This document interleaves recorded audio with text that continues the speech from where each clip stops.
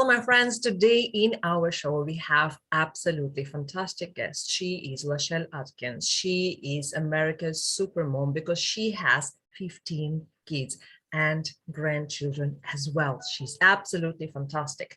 And also, I want to introduce her professional expertise because she's marketing strategist. And today we're going to talk about how connections can help you to build brands. So we will touch networking, I guess, and we will touch all the fantastic tips and expertise which LaChelle will share with you. And if you didn't hear our previous interview in the second season, just listen about that because it's also absolutely fantastic. So hi, LaChelle, how are you doing? Tell us more about yourself. Well, thank you so much, Eve, for having me. And it is a pleasure to be back here again. I always love our conversations. You ask the great questions, okay? They have me scratching my head and figuring out what the answer is. And I think that's important because there was a time that I didn't ask any questions. I just went on autopilot on my journey, struggling with depression for 13 years and 3 hospitalizations. But as you mentioned, I am America's supermom, mother of 15 children. And my platform now, after that journey, is mental wellness. I love to be able to raise the conversation about the importance of being able to talk with other people, to show up as your authentic self, and to have clarity around what it is that you're actually striving for. Is it something that you're doing for you, for your family, for your community? You know, you really need to get down to the foundation because a lot of that not being in order is what can cause what I experienced of 13 years of depression. So I am happy to be here with you today and talk about branding. Fantastic. So I think that this story absolutely fit to our standard 2 questions and not so standard 3 suggestions, which we all will expect from you in the end of this interview. So we will start with the idea of visibility, because I love to question what do we need to show, what we're not supposed to show, and how to show up. And our second question will be about the authentic message. So we can talk about this like in a second part, but the first part, visibility, is that really important? Or we can do the networking like behind the scenes all the time, you know, being our messengers, and we don't really need to show up? Because I think it's a big question in the industry overall. There are plenty of coaches who actually teach like, oh, you just need to slide into somebody's DMs and talk about something, you know, you don't really need to post anything. I heard it many times. And there are other people who say like, show up all the time, show up, DM's not that important in that case. So where is the balance? What do you think about that? Yeah, I think that's a great question. And really think it depends on what you want your brand to stand for. I know in my particular case, you know, having 15 children, I think I show up a lot of places just with them alone, you know, whether it's soccer or school functions and things like that. So also my platform with mental wellness, there's a lot of places that I work to show up that you normally wouldn't have that conversation. So for me, I believe that visibility is important. It can be sliding up into someone's DMs, but there's always some kind of branding related to my picture so that I can be associated with whatever it is that I am sharing with someone. I think that's important. And you can do that behind the scenes, but it's also necessary for you to show up in terms of building the exposure that you need. I'm a keynote speaker. I was able to be a part of a book collaboration, which we were talking about earlier, because of that very thing of just showing up.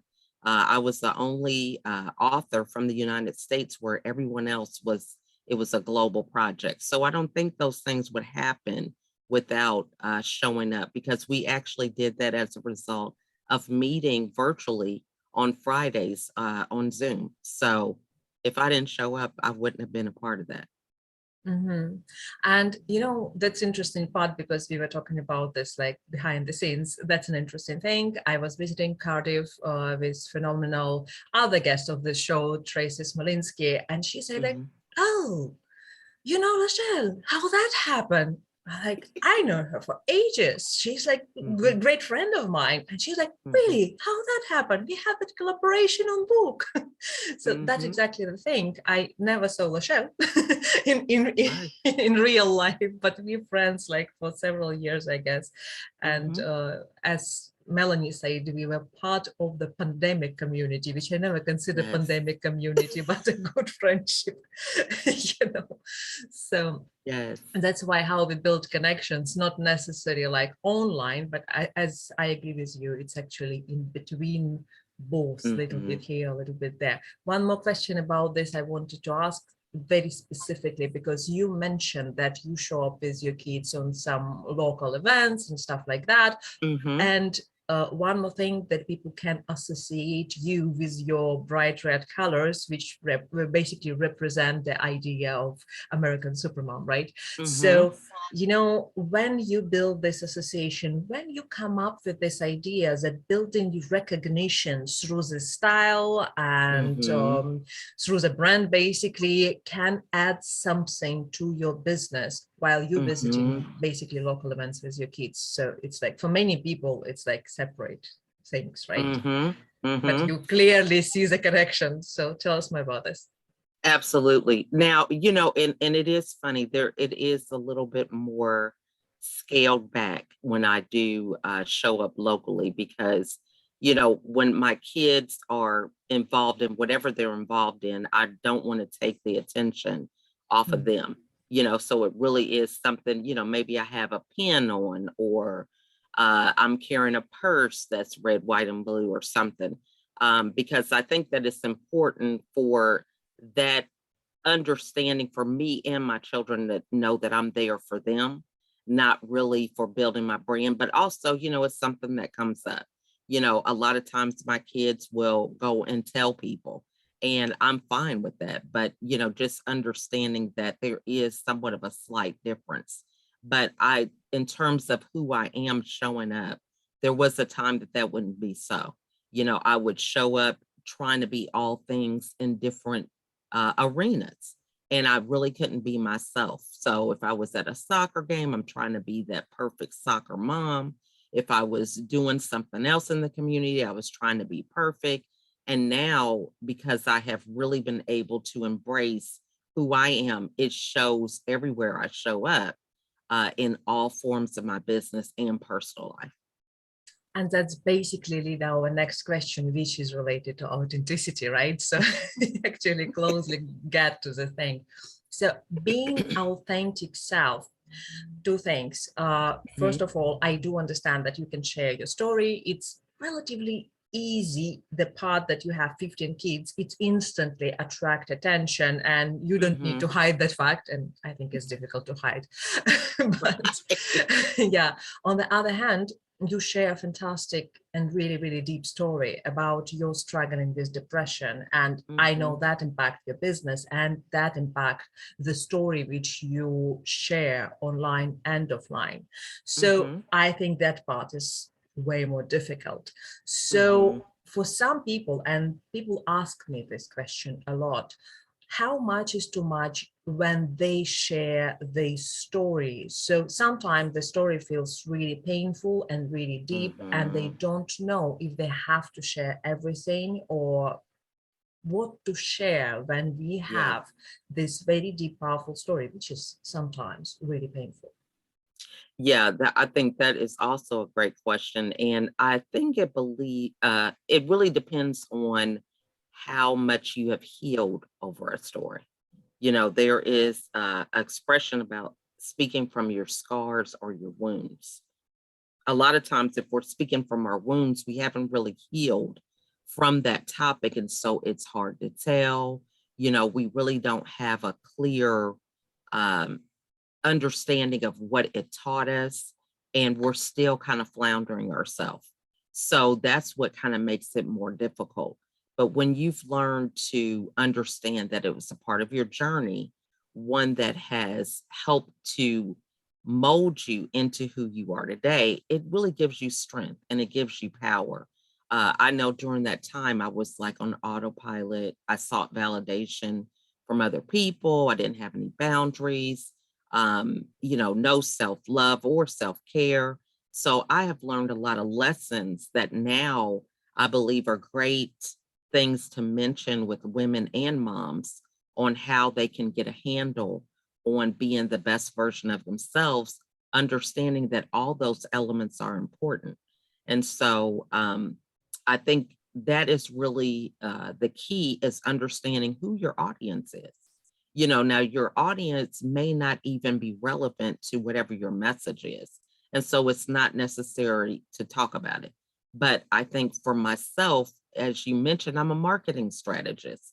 And so marketing is all about business. And so for some people, business is no place for depression.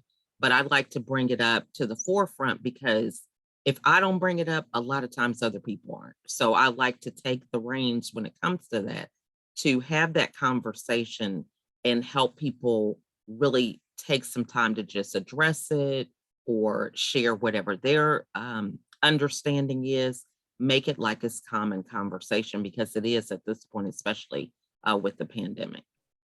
So let's mix this, like moving towards the next part. I have a question which probably you will remember. When you start talking about the depression part, and you mentioned that in business, it's not really a popular topic. Right. Nobody like to be like, any struggles. Everybody perfect. Business is business, and everybody doing the business near the pool, when they don't see the screen on the computer. This is a standard thing. But you're speaking about really painful things. And you mentioned that before you were not so authentic, you're trying to be someone else. So how that impacted your business? Do you remember being more visible or more appreciated when you didn't share the story? Or maybe you start attracted better or more right people who resonate with your story? How that impacted when you move towards the clear authenticity with this really not standard story about depression and not being perfect? Right. That's a great question too, because really my business was birthed out of my last hospitalization.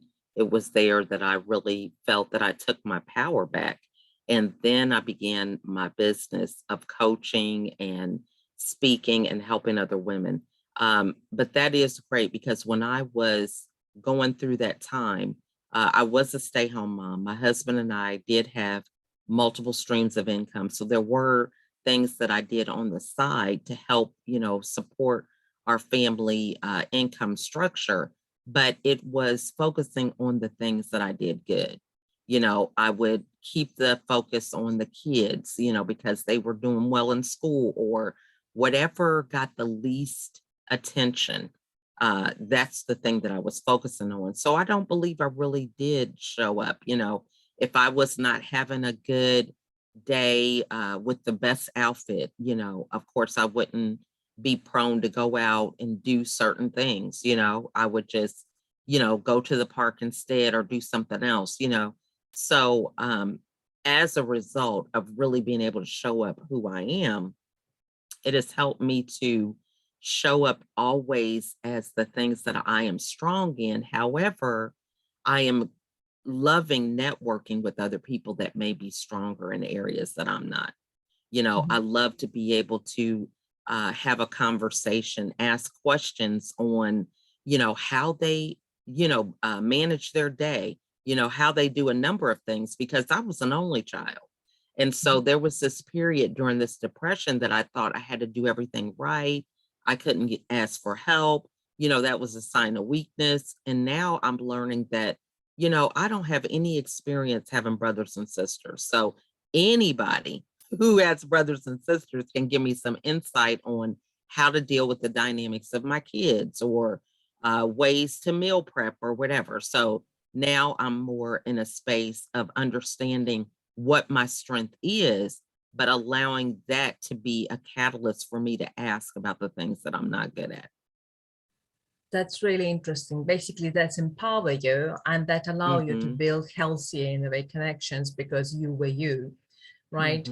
So that's an interesting thing, which moves us toward the connection part, and we will slowly move to your best advice, because I know people can't wait for their best ideas, to take their hands on it. But connections. So when we try to connect with people, there are two parts of that. So for many people, I heard it a lot, like, oh, cold calls, just again, sleep in DMs, talk to people, I admire your career, blah, blah, blah, all the things.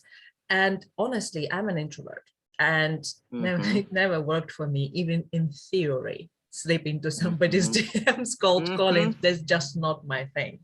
And I'm such a person, I asking myself all the time, like, can I do it? Like, can I do it? I know I can force myself to do anything, but I know that when I will do it, I won't be satisfied. So even if, when this person will answer, I'll probably not reply back.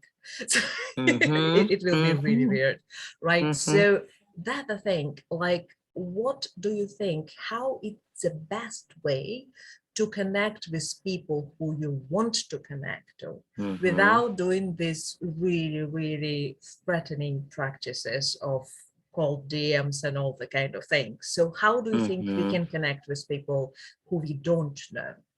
Yeah, this is a great question too, because I think a lot of people feel the way you do, even if they're not an introvert.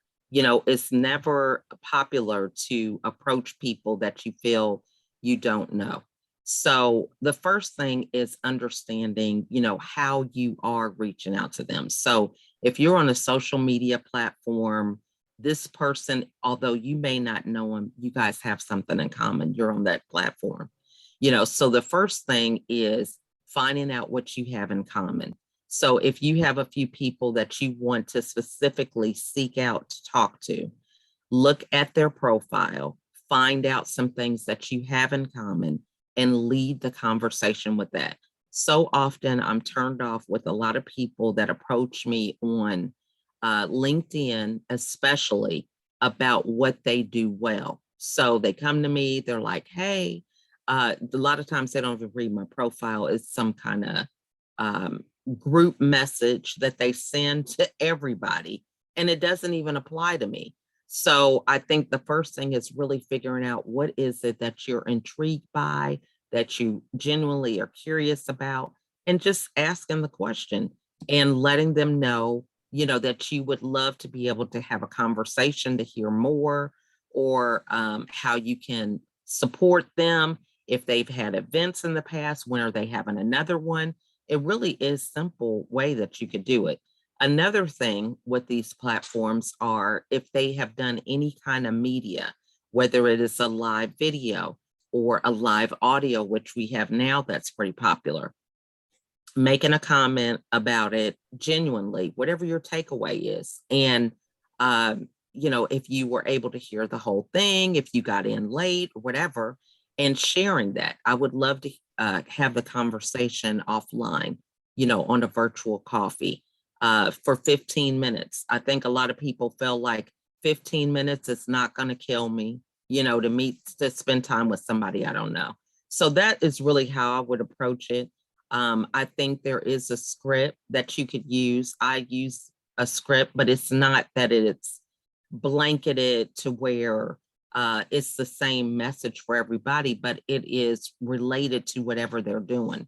So if I see someone on a live video, I may change their name, but I may have the same comment. I enjoyed your live video that you did on Facebook. I thought it was very informative. I would love to hear more. So that's a script that I would have, so that whenever there are people that have done videos that intrigue me, I'm able to send that to them. So those are my thoughts about it. So basically, like, be more specific, be real again. Yeah, exactly. That's true, because I remember you said something in one of our conversations. I think it was on Melanie's group. So we were talking about having the creative profile or the standard profile on LinkedIn. Yeah. And I think Mel asked you that then people will be just followers, they will not become your connections. And you said, like, when they follow me, I connect with them back because now I have a reason. Exactly. Yes. I really Yes. love this approach. Yeah. I mean, there's so many things that you can do. And one of the things that I've done is created a graphic and it says, thank you so much for following me. And I send it to my followers so that they can get a face with a name and they see my brand and what I'm about. So, you know, a lot of people are into vanity metrics. And I get that. I understand, you know, if you have a TV show, you want to get ratings. However, there is that element to where they are so caught up with the matrix that they don't get into the connections, because I think that's where the real success is. You can have 1,000 people follow you, but what does that really look like in your day-to-day and in growing your business and your presence and the impact that you're making in your industry? Absolutely. So the final part, give us your 3 best recommendations how to build connection around your brand. Yeah. So the first thing I want to say, thank you so much for having me. You know, is really understanding how you want to show up for your brand.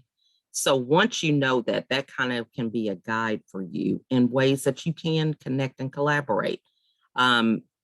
If you're clear about getting your message out, who is it that can help you do that? And when you determine who that is, you find that you can be on podcasts. You can be a guest writer in different articles. You can seek out these opportunities, or you can go through your connections and say, hey, you know what? I feel like I want to have more of a presence with writing. I'll have a blog, or I want to do articles, or whatever that may look like. And so you collaborate with people that are already in your network, because this way you can use your energy for the thing that you want to focus on, rather than burning yourself out doing things that you're not really well versed in, or that you can get overwhelmed and overanalyzed with, right? When we think, oh, I want to do an article, but what if they don't like my article, my writing? You know, you're spending all this time rather than just going to somebody you know that says, hey, you know what, I'm writing now. If you have anybody that needs to need some articles on mental wellness or branding, visibility, please send them my way. So really finding a way to leverage the connections that you already have, because that's really what relationship building is all about. The next thing is really reaching out to your connections, asking them the same thing. Is there anything that they're working on that you can support them with? You know, are you having any events that you can collaborate on? You know, maybe they can give you some expertise, or they can tell you about some times of the year that you might not even be well versed in. I was reading an email yesterday from one of my connections, and I got they were saying in the email that July 24th is International Self-Care Day. So for me, that's an important day. I've never heard of it. This is the first time I'm hearing about it, but I made a note of that so that I now can begin to add that to my brand. And then the last thing is showing up yourself, you know, just being able to talk about what it is that's your why, what's your passion. And a lot of times people are attracted to that, and they sometimes will find platforms for you to show up and to build your brand in ways that you had never even imagined.